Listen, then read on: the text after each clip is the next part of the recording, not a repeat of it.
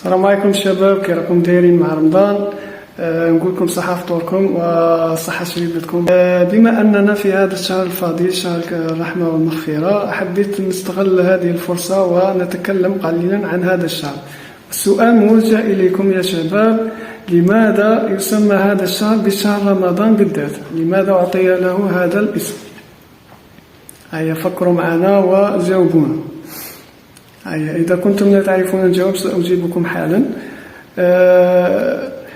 يعتبر شهر رمضان من الأشهر الهجرية، وهو في الترتيب التاسع، ويأتي بعد شعبان مباشرة، ثم بعد رمضان يأتي شهر شوال. طيب، وقد ربط هذا الاسم أو اشتق هذا الاسم من الرمد، يعني الحر الشديد. وهنالك تعددت روايات كثيرا عن هذا الشهر، فمنهم من ذهب إلى أن رمضة وتعني حرق الذنوب والمعاصي للعباد الصائمين، وأيضا هنالك من ذهب وربط هذا الشهر بشهر الروحانيات، حيث ترتفع درجة حرارة قلوب العباد خشية من ربها عز وجل.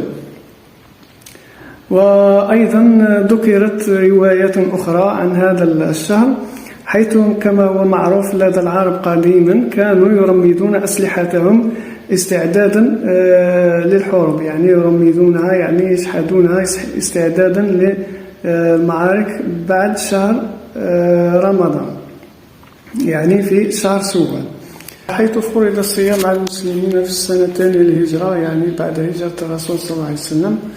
وكانت مدة الصيام عدد المرات التي صام فيها الرسول صلى الله عليه وسلم رمضان كانت 9 مرات، يعني من السنة الثانية للهجرة إلى غاية السنة 11 للهجرة. والجدير بالذكر كما تعلمون فقد وقعت من أكبر المعارك التي خاضها المسلمون في هذا الشهر الفضيل، وهي معركة بدر، حيث انتصر فيها المسلمون رغم قلتهم على كثرة المشركين وبتعدادهم، وكان النصر من عند الله. هذا والله أعلى وأعلم. وصلنا إلى نهاية حلقتنا. نتمنى إن شاء الله نكون أفدناكم ولو بالشيء القليل عن هذا الشهر الفضيل، وسنحرص إن شاء الله في كل مرة على تقديم معلومات جديدة ومتنوعة. وإلى أن نلقاكم في فيديو إن شاء الله جديد، نقول لكم تخلوا في روحكم وصحة سحوركم. والسلام عليكم ورحمة الله تعالى وبركاته.